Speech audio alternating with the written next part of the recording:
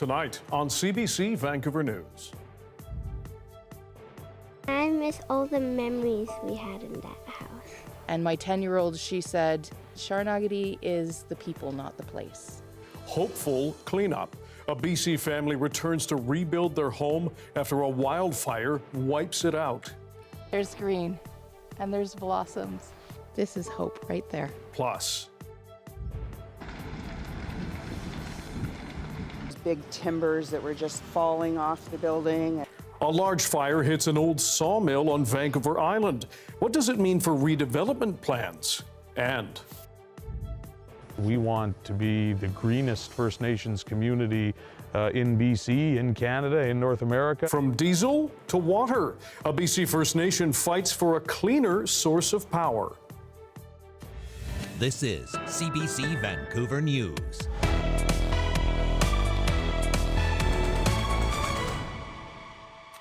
Hello, I'm Dan Burritt. Thanks for joining us. Cooler weather and plenty of rain has improved BC's wildfire situation.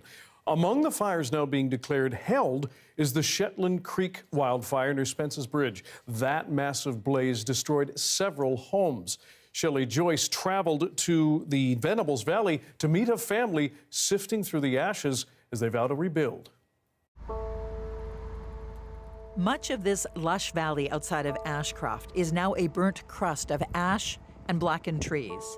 Around 90 people live here. Many are part of the Sawmill village, an off-grid community that relies on wood heat and each other. No hydrants, no fire services, no house insurance.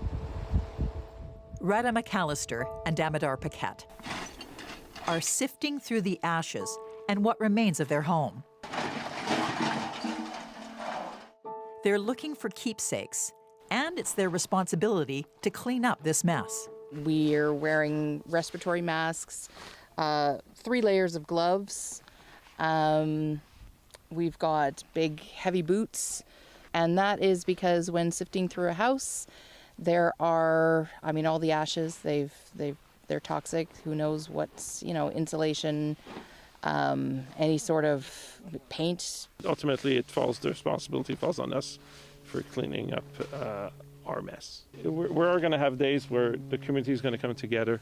It changes from minute to minute. Yesterday we came here and I started watering the little patch of green back here, and I'm looking at it's just about all I have left. Something so beautiful and hopeful, and I was looking around and there's such devastation all around. We're surrounded by it, and I just stood there and watered that tree that wanted to live and represented such hope, and just had a good cry. The kids, 9 and 10 years old, are resilient and positive, learning lessons along the way about nature, fire, and moving forward. I like to do a lot of art, so I lost lots of my drawings and a painting that I made recently. It's not really replaceable. I miss all the memories we had in that house. All of the things that me and my family did together. The kids are surprisingly good, and my 10-year-old, she said, Sharnagady is the people, not the place. So such insight from a 10-year-old is incredible. And yet they still have those days where they cry and, I just want to go home. But they're aware there's no home to go to. Rada McAllister looks to her garden for inspiration. She's able to see the hints of hope in the darkest of places. This tree is the most amazing thing. The heat scorched all of this. This is our harvest. I would be harvesting right now. But there's green and there's blossoms. This is hope right there. We're going to rebuild. We're going to give to our community. We're just going to keep giving because these are our examples. So it's beautiful and wonderful. Despite the heartache of losing their home and years of regrowth and the risk of future fires and floods, this family of 4 plans to rebuild right here in this spot. Shelley Joyce, CBC News, in the Venables Valley. 1 year ago, the Bush Creek East wildfire exploded in size. The flames moved quickly through the North Shuswap, burning several homes and businesses as people scrambled to get out safely. Earlier in the day, the Squilax to Swetmikalu First Nation came together to mark that 1 year anniversary and celebrate the resilience of their community. The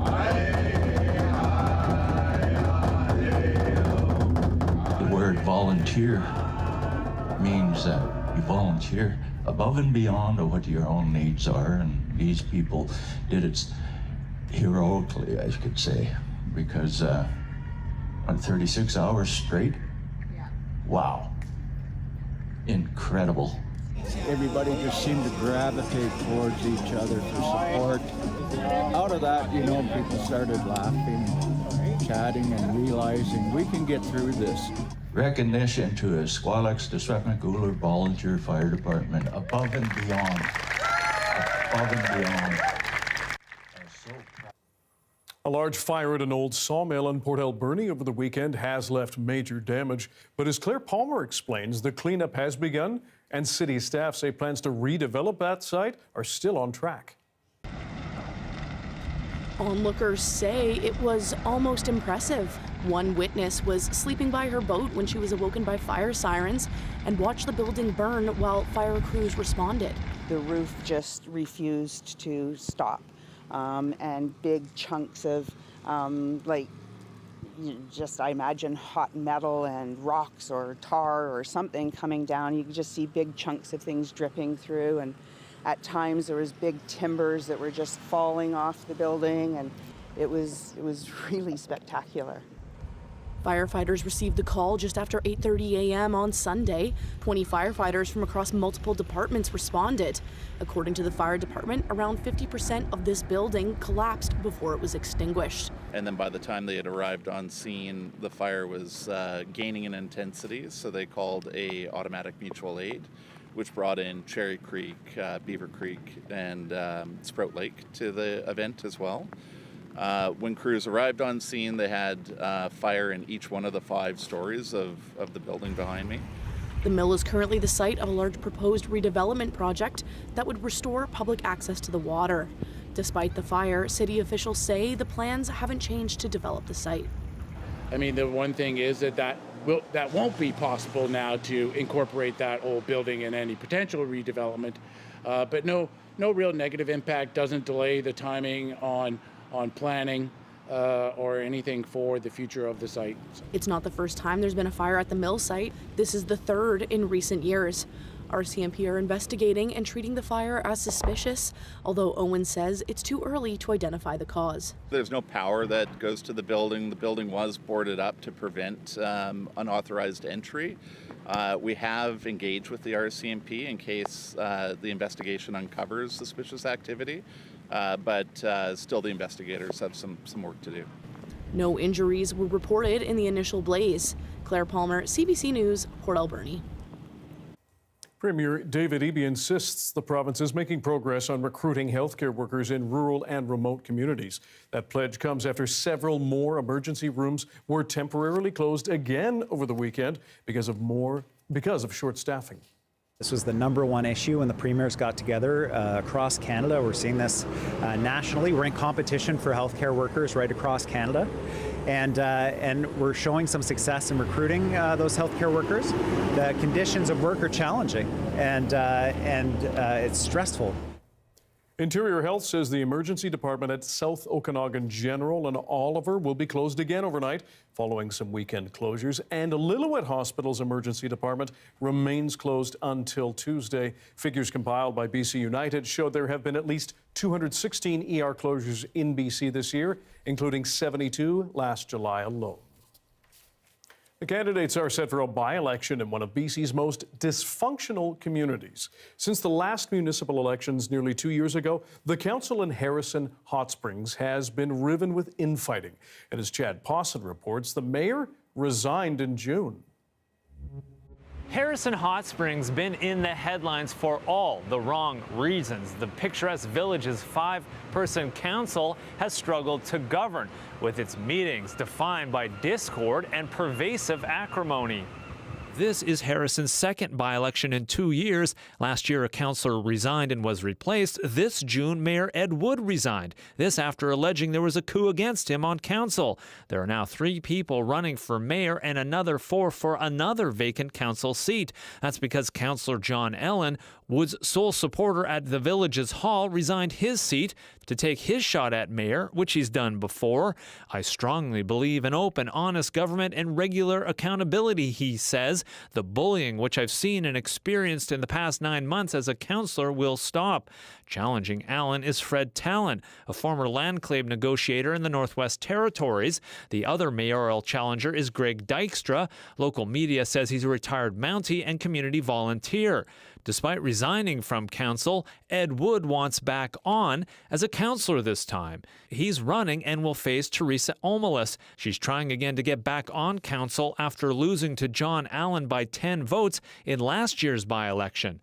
Chocolate factory owner Mark Schweinbenz is also running for council and says he will help pull it together. It's the same message from council candidate Gary Webster. He's a former commercial painter who retired to Harrison 3 years ago. Both he and Schweinbenz are on the village's Environmental Advisory Committee. We've got a beautiful village here, says Webster. We shouldn't be fighting over it. So this by-election revolves around putting 2 people back on council who were involved in its troubles, or selecting 2 new leaders from the community who say they can build consensus where others have failed. General voting day in Harrison Hot Springs is September 21st. Chad Pawson, CBC News, Vancouver. The publisher of the Victoria Times Colonist newspaper says he will fundraise more than $1 million to save the swimming pool on the campus of the University of Victoria. The trouble is no one at the university has replied to his emails. We spoke with our Karen Larson earlier about what's going on. It's an interesting story, you know, Dan. Dave Obey said after he heard UVic was planning to close McKinnon Pool for good in September because there just isn't enough money to fix it, he emailed university officials with an offer to fundraise the needed $1.5 million for repairs. Now, that was back in early July. He says he's disappointed he hasn't heard back from them. $1.5 million is not a whole lot of money here. So if the community can raise the money, will the pool stay open? And I sent that to the president and to the person in charge of athletics, and I've heard nothing back from either one. To me, it's the community reaching out and saying, hey, we support the pool, and we'll back that up with money. Now, Obey says he's not a swimmer, but he says he's interested in keeping the pool open just because across Greater Victoria, the region is losing so many amenities. It's not just Obey who is sad to hear about the pool closing. Former Olympic and UVic varsity swimmer Wayne Kelly is leading a charge to save the pool. He says its users had no idea the facility was in such rough shape, and they were all shocked by the sudden announcement it was closing. So, Karen, what does the university have to say about all this? Well, we did reach out to UVic officials, Dan, and we gave them a couple of days, but unfortunately no one was available. The university said in a statement that it made back in July that the pool had reached the end of its natural life cycle and is now too costly to maintain. Our Karen Larson earlier in the day. The deadline is looming to avoid a massive shutdown of Canada's commercial rail industry. Canadian National and Canadian Pacific Kansas City remain at odds with the Teamsters Union. Work stoppages could halt the bulk of Canada's freight rail starting on Thursday. Now the federal labor minister says he will meet with both sides this week and urge them to find deals. Janella Hamilton has more on the standoff. The wheels are still turning as freight continues to be shipped to and from BC, but that could soon come to a screeching stop if CN and CPKC Rail cannot reach a labor deal with employees. We've heard from some of our manufacturers within Surrey because they do use the rail line to ship their goods. But they are waiting with bated breath. The 2 rail companies have warned more than 9,000 engineers, conductors, and yard workers will be locked out just after midnight Thursday, while the union says it's poised for a strike. It is the first time that CN and CP have simultaneously been in some sort of job action. So we're bracing for bad impact. It's really unprecedented. CN and CPKC have already begun turning away a growing number of goods, including a ban on any refrigerated containers like meat and medicine, and any security-sensitive materials like fertilizers and perishable foods. The agricultural industry is growing more alarmed by the day. We're reliant on them transporting not only our products from farm, but also supplying the products that we need to use to grow the food that we do on our farms. The work stoppage would also lead to significant disruptions at the Port of Vancouver, with the potential to snarl supply chains countrywide. The Port Authority says roughly 2/3 of cargo that moves through the port is by rail, including 90% of international exports. It's already caused us to experience increased wait times at ports, where there's a delay in getting the containers on the rail. Talks between CN and CPKC and the Teamsters Union have deadlocked over scheduling and wages. Earlier this month, Canada's Labour Minister rejected a request from CN for binding arbitration. Then the country's Labour Tribunal ruled rail employees do not carry out essential work. We've asked for a long time for the rail workers to be considered essential service workers. If rail workers do go on strike, TransLink says the West Coast Express will also come to a halt because it operates on rail owned by CPKC, leaving a growing number of groups calling on the federal government to step in. Janella Hamilton, CBC News, Vancouver. A BC Lions fan went home disappointed on Sunday after the Leos hosted the Winnipeg Blue Bombers at BC Place. She claims her friend, who uses a wheelchair, was denied a spot in their season ticket area because of a lack of accessibility. The party of 5 had tickets to The Den. It's a lounge that they claim previously welcomed people with accessibility needs, but were told, quote, policy changes have impacted that. Staff at BC Place say accessibility spots were already taken because of high demand before the party arrived. The group was eventually reseated and offered hospitality vouchers. I have spoke to BC Place today, and they're going to make it right.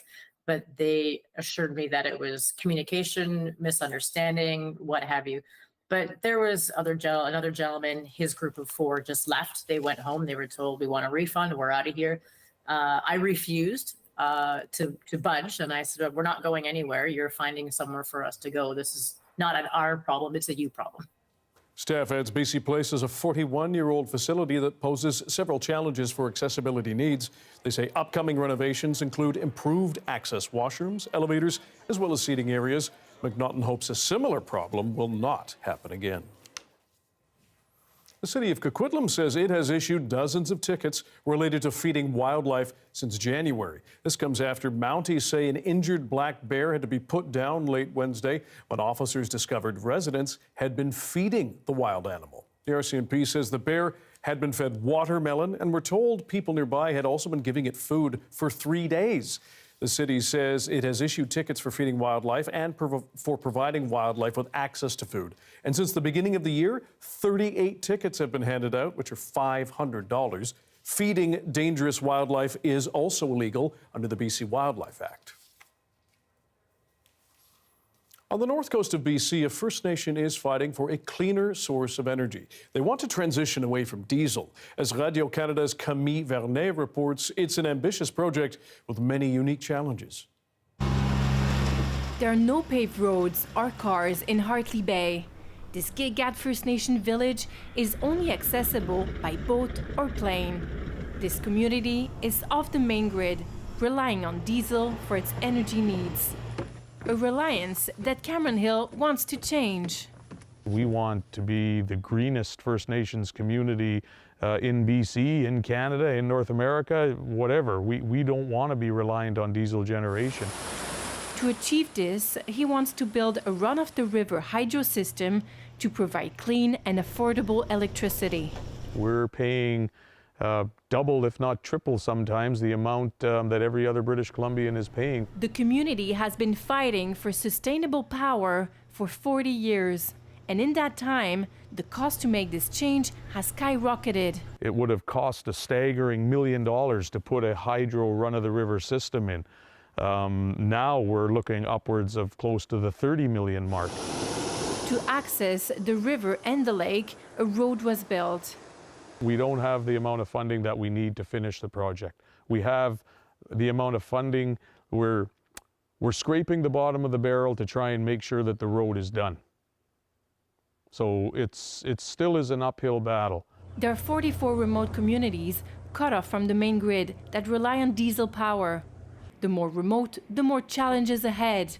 But the benefits of making a power switch can be big, according to this analyst. The risk of spills is huge, but there's also the noise and smell of having a diesel generator right in the middle of your town. And that has health impacts. And then there's the huge cost of diesel. You know, a lot of money and subsidy is actually being put towards sending diesel into these communities, transporting diesel. So if you can generate the energy there, there's a lot of efficiency gains. BC aims at an 80% reduction in diesel usage in these remote communities by 2030. We are on track. There's still a lot more work to do, and that's why we're not going to let our foot off the pedal. All communities, whether they're connected to the main grid or not, deserve to have that energy independence and the ability to generate clean energy. Energy sovereignty is crucial for the survival of the community. We just want to make sure that this community is alive and vibrant and practicing its language and culture, and not having to worry about flicking on a light in our home.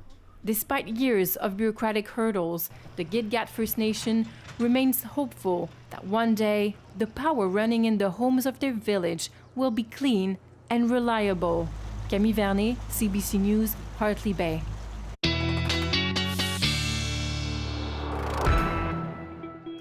Meteorologist Russ Lecade is in for Darius Madavi. He's away for a few days. Russ, good to see you. What are you watching for? Good to see you too, Dan. Yeah, we're keeping an eye on the smoke situation province-wide right now. And of course, we've had enough rain around here to kind of clear the air. Those heavy thunderstorms over the weekend helped out with that. That cold low is still moving inland, and we'll get a little more wet weather from that as well. Across the central and northern part of the province, there's just no flow at all. And this is where a lot of the smoke and haze remains trapped. Clearly, we do have some smoky skies over the southeast corner of the province as well, but it's really problematic here in the central and northern areas. In the Bulkley Valley and the lakes, continuing with the Smoky Skies Bulletin, as well as for Fort Nelson. Now, what's coming here over the north coast over about the next 24 hours, there is more of an inland push of that jet stream, and it should help out. This is our smoke forecast for tomorrow around this time, expecting a lot of that smoke over the north to begin shifting across the country towards Alberta in the central part of the country, clearing up locally, which would be nice. Now, locally here, it didn't exactly clear up today. It clouded over very quickly, did it not? The rain showers are upon us already, but not before we hit the mid-20s in areas away from the water. I think we're trending a little cooler than that with some showers tonight, some rain tomorrow. Sun goes down at 8:20 this evening. We're waking up to a damp Tuesday morning. And Dan, the forecast low lights for the rest of the week, they're coming in a few minutes. Okay. It's good for the gardens, though. It is. There you go. Thanks, Russ. Salmon are beginning to migrate into BC's rivers, heading to lay their eggs. But as Yvette Brend explains, federal fisheries experts are warning that low water levels after years of heat and drought are putting salmon's survival at risk. People gather here from all over to see salmon heading upstream. What I'm hoping to get from this, coming here to see how they go from side to side to lay eggs and do the matchmaking and creating new life again. Those fish, a staple of BC's economy, are facing growing threats from drought, less snow, and low water levels. All take a toll. This year in particular is alarming is because we didn't really rebuild those glacier-driven, snow-driven rivers. And so now we're starting to see the consequences of that play out. And it's not just drought. Wildfires and storms can also hurt fish. They end up experiencing a lot more stress and potentially, deaths and strandings. The federal fisheries says they are working with First Nations to rebuild shorelines and replant cottonwood trees to offer shade and stability, especially in places hit by wildfire and drought. First Nations leaders along the Fraser River want more done. It's concerning for me because in the past 20 years, I've been saying the water's getting warmer. Today, off the coast of Haida Gwaii, this fisherman hopes his catch is a sign that salmon are adapting to climate change. The first three lines that we checked, and there was a fish on every hook, so that gives you some sense of the abundance of fish that we're encountering up here.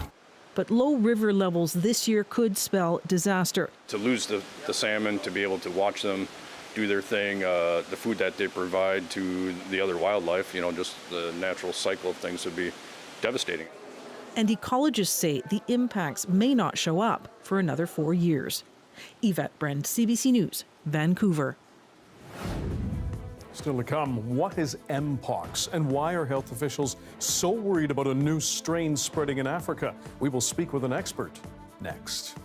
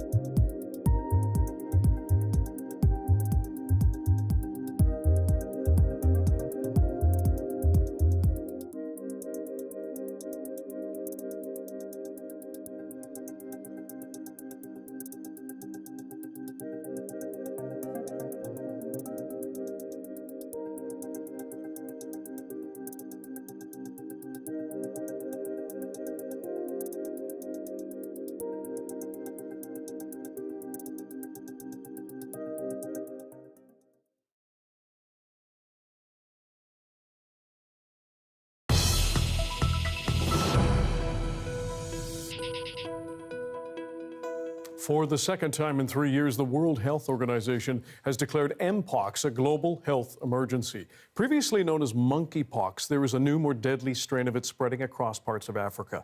The number of Mpox cases reported so far this year is already higher than last year, with more than 1,700 cases and just over 570 deaths. Joining us for more on this is Kiefer Card, an assistant professor of health sciences at SFU. Kiefer, first of all, what led to the WHO declaring Mpox a global health emergency again?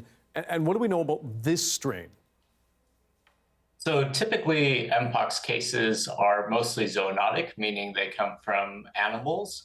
and then spread only within, say, a household or a small area, is what we're seeing with this new strain is kind of sustained human-to-human transmission, in which it's spilling not out of the Democratic Republic of Congo and into surrounding countries, and even a few international cases have been identified.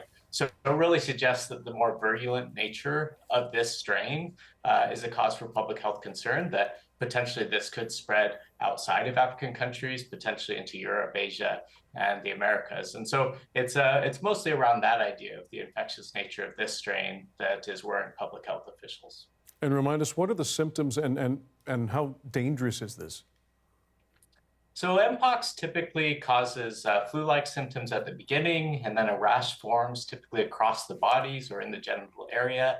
And these form into painful scabs. So it's a really unpleasant condition to have. Typically, the fatality ratio is quite low. About 1% of people who acquire Mpox, are likely to die. With this new strain, it's looking like that's a bit higher, 3.5%, 4%. But some outbreaks of this specific lineage have been known to kill as many as 10% of people. Particularly a challenge is that diagnosis is typically not occurring until symptoms begin. And that's about 2 to 3 weeks after exposure. So you could be exposed, and it might take a few weeks for these symptoms to appear. But they begin like flu-like, and then they move on to that scabs on the body. Now, the last outbreak in 2022 spread primarily among gay and bisexual men. Is that the same with this strain too, or is it different? Yeah, typically close physical contact, skin contact, and contact with the fluid coming out of either saliva or out of the scabs on the body, or the bedding and those sort of things is how it's transmitted. It is possible for it to transmit on surfaces, but again, that's not the typical transmission. It's also possible for it to transmit through direct face-to-face contact over a prolonged time. So those features kind of made it more common through sexual contact, nightclubs, and that sort of thing. And so we did see that it was primarily amongst gay and bisexual men. Is what we're seeing now with this new strain coming out of Africa is it appears that the sexual contact isn't really required. It's hard to know how this is going to play out on the world stage because previous infections were not typically in Africa transmitting only amongst gay and bisexual men, like how it played out on the world stage. And so we'll really have to watch to see how this epidemiology might differ with this new strain once it is, or if it starts transmitting in other countries outside of Africa. And quickly, we appreciate your time. There is a vaccine. How effective is it?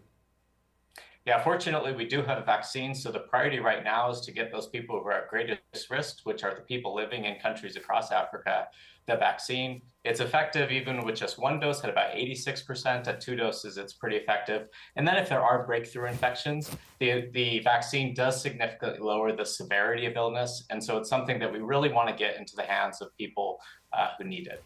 Okay. Kiffer Card from SFU, we appreciate your time. Thanks for joining us. Thanks for having me. In the U.S., a unique Democratic convention with a sitting president choosing not to seek re-election, throwing his support behind his vice president. That story's next.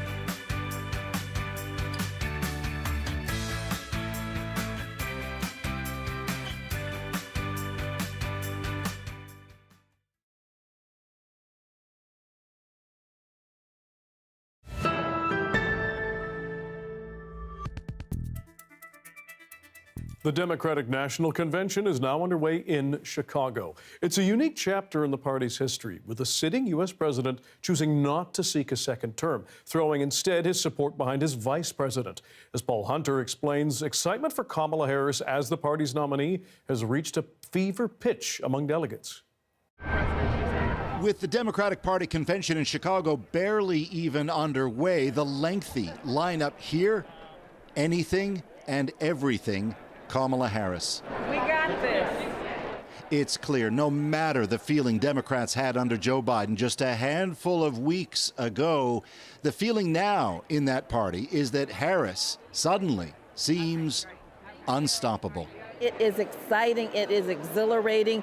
People have a new surge of energy that they have now, because when she wins, we all win. I haven't felt like this since I was a kid, when Obama first ran in 2008. And obviously, like, the magic of, like, the energy is just so powerful. What a turnaround it's been as Democrats gather to formally nominate Harris on Thursday as their candidate for the White House. Surging in the polls, including in some of those key battleground states, the next level vibe is tempered only by the reminder the election is still more than 2 months away and much can change. Key to Harris and running mate Tim Walz is to maintain the enthusiasm through to November to work to get the vote out. We'll sleep when we're dead, when this is done, but not now. Not now.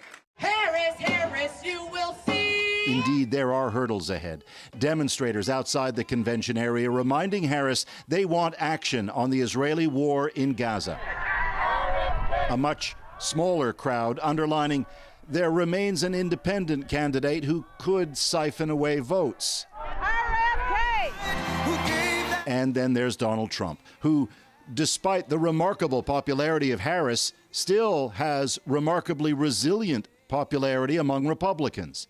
His backers, also in Chicago, on their views of a potential Harris presidency. Socialism is death, destruction, shortages, and that's exactly what will happen if Harris gets elected.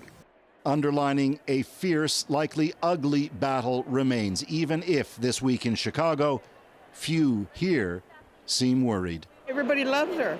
I mean, there's so much enthusiasm about this, about Kamala, so I believe there's going to be a landslide. It's going to be a landslide. Paul Hunter, CBC News, Chicago. The body of a Canadian has now been recovered after a yacht sank off the coast of Italy. The yacht was chartered by British tech billionaire Mike Lynch. He is among 6 people still missing. 15 others have survived. The luxury yacht shown here before the sinking went down during a storm. Italian authorities say a tornado over the water struck overnight. The Palermo Port Authority says the Canadian who died was the ship's cook. He'd been living in Antigua. Legendary TV talk show host Phil Donahue has died. He's widely credited with revolutionizing daytime television. Not prejudiced whites do not want to recognize black. The Phil Donahue Show countered the typical daytime programming of game shows and soap operas. It built a reputation as a forum for tough questions on hot-button issues like equal rights for women and minorities, as well as race. He was the first to incorporate audience participation in a talk show as well. Donahue cleared the path for other daytime hosts who followed him, including Oprah Winfrey, Ellen DeGeneres, and Montel Williams. Phil Donahue was 88. As Canada's farming industry looks to sustainable ways of raising pigs, chicken, even fish, researchers in Saskatoon are experimenting with insect-based animal feed. As Alexander Silberman explains, it could, in turn, be a game changer to feed the planet. This room especially is an adult cage room. These flies may not look appetizing, but they could be key to feeding the animals that help feed the planet. As production of animal feed puts a major strain on land and water, insects are being proposed as an alternative. At a Saskatoon lab, this agriculture tech company is betting big on black soldier fly larvae. So insect farming will be completely a new direction to make the sustainable protein. The lab breeds the flies in a controlled environment. The flies lay eggs, which become larvae, and those are ground up to make high-protein animal feed. Whoa, that's a lot of them. How do you convince people to start feeding their farm animals this? The end product will not look like this. End product will be dry and then looks like a powder. Insect feed is more expensive, but many farmers say they're considering it since it's better for the planet. It could ultimately mean some tremendous positive benefits that could extend far beyond our little postage stamp of a farm. This BC farm became one of the first in Canada to feed insects to its chickens, but they've faced challenges, lost their supplier, and are now trying to breed flies themselves. Being pioneering, it really is like being the first people to drive an electric car. You might have the car, but there's no charging stations. While it may be challenging, this expert says insect feed is better for the environment because flies grow in a small space and can eat food waste. We want to be using land, which is our precious resource, to be growing food for human consumption rather than for the animals that we eat. Duncan says insect food could be widely used in Canada within the next few years, once technology helps lower the cost. Alexander Silberman, CBC News, Saskatoon. After the devastating wildfire in Jasper, people are finally allowed to return. But entry is still limited. More on that return after the break.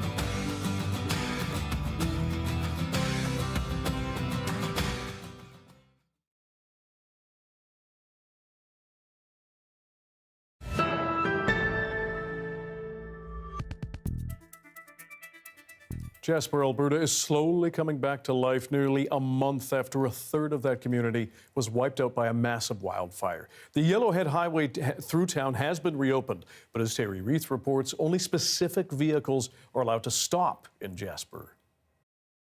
I'm still standing.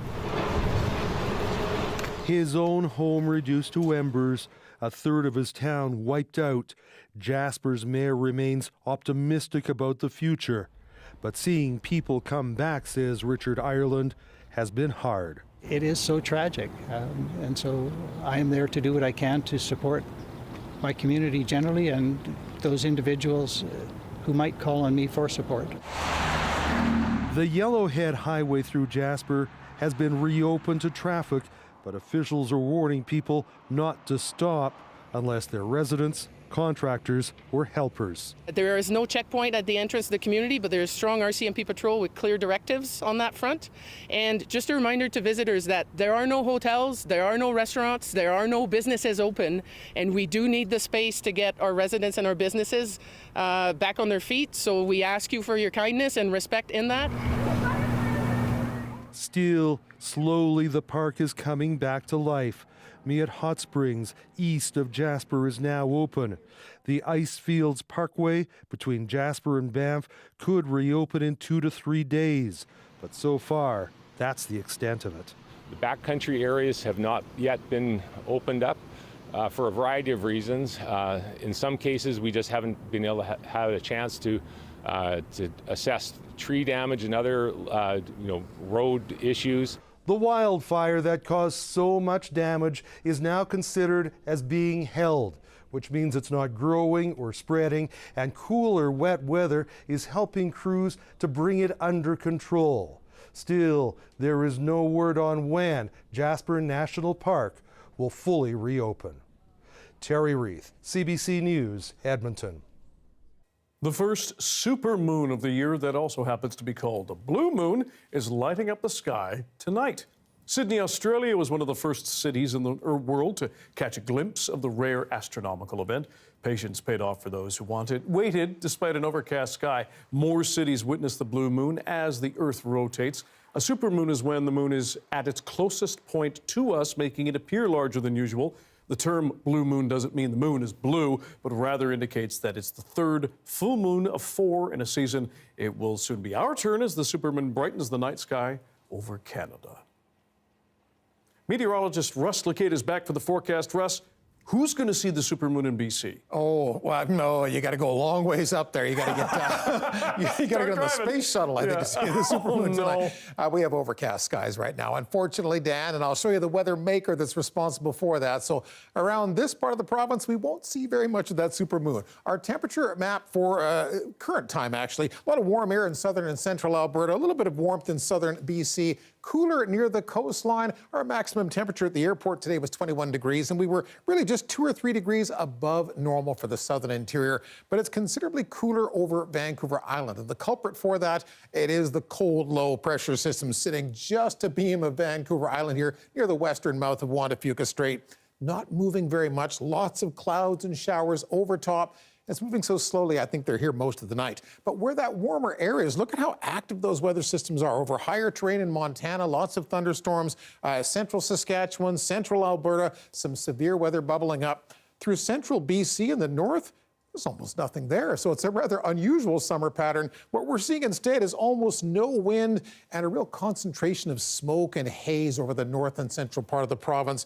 Showers will help out around here. There is a little developing branch of the jet stream. The last couple of frames, you see it coming through. That's going to push some cooler air from the Gulf of Alaska across the central part of the province. It should help out a lot. Our computer model forecast rolling from now through until around midday tomorrow keeps showers and clouds locally, begins to push them inland as well. Rolling that a little farther ahead in towards tomorrow night, this low begins to weaken. It may temporarily dry out Metro Vancouver.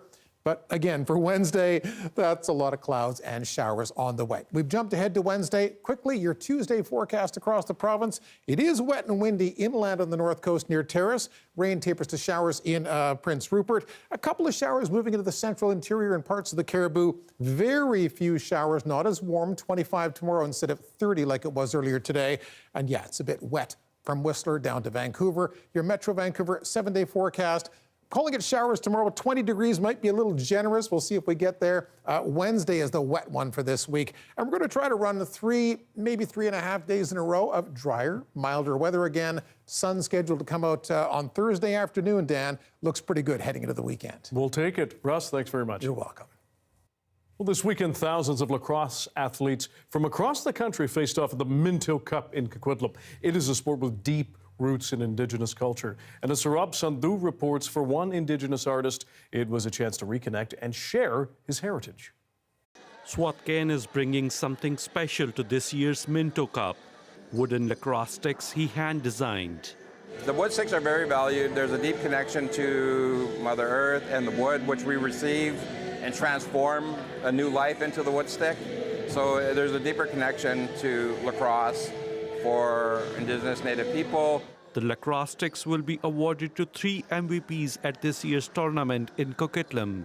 When you first start to play the game, you learn where it came from. So to see sticks that are made now that would have been very much the same as what they used to settle their differences between cultures and clans and things like that, it's pretty amazing. Gives me goosebumps.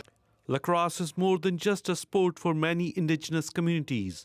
For people like Swatcan, this fast-paced game is a sacred game, played by Indigenous people for thousands of years. Lacrosse has been around in our community for years, and it's great to be a part of the cultural connection to lacrosse.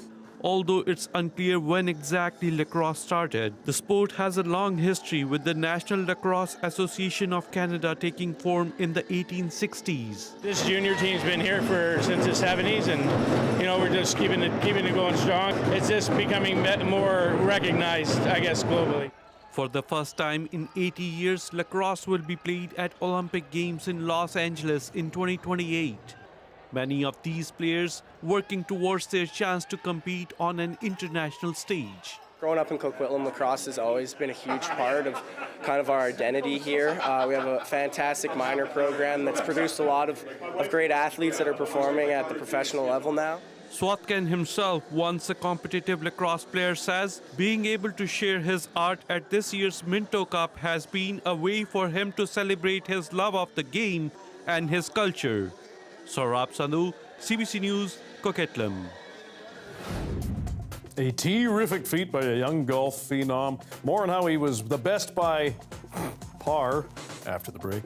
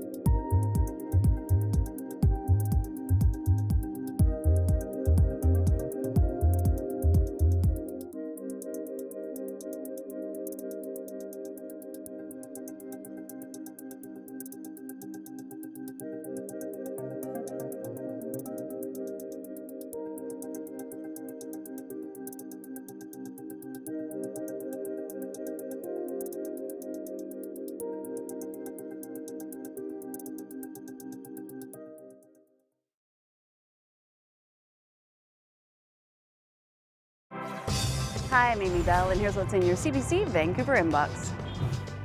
CBC is proud to be the exclusive media partner of the 36th Annual Vancouver Queer Film Festival, September 11th to the 22nd, featuring 97 films from 25 countries. For festival tickets, visit outonscreen.com/VQFF and never miss a special programming series, event, or contest. Subscribe to CBC Vancouver's e-newsletter and keep connected with us.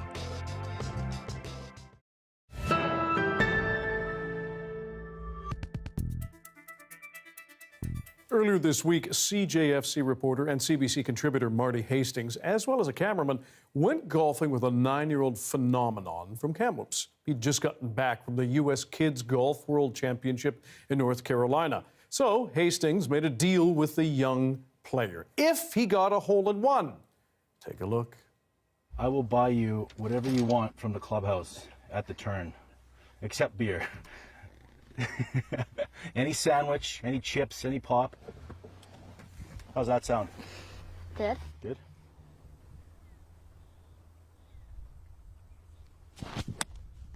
Oh, what a beautiful swing. Oh, that's just pretty up. Oh my goodness! Oh my God! You gotta be kidding me! You gotta be kidding me! You gotta be kidding me! You gotta be kidding me! Oh my God! Oh my God! You have got to be kidding me! Oh, CFJC! Anything he wants at the clubhouse. It's a lot easier than putting. Mic drop. Oh, my Lord. The host of Radio West, Sarah Penton, spoke with Everett Cusant's family about his amazing feat. It is. It's not easy to do. And that's what I think is the coolest part about all of this is he's 9 and you know, we had a conversation about it after. I'm like, you know, not to be negative, but you could go the rest of your life without another one, or you can go the rest of your life and have another 20, right? But that's what's so cool about it. It's just not easy to do. Should have asked for a new set of clubs. Thanks for being with us tonight on CBC Vancouver News at 6. You can watch this newscast on CBC Gem, our free app, as well as on YouTube, and of course, our website, cbc.ca/BC. Michelle Gassoub will have your next local news at 11 o'clock, right after the National. So please join her then. Good night.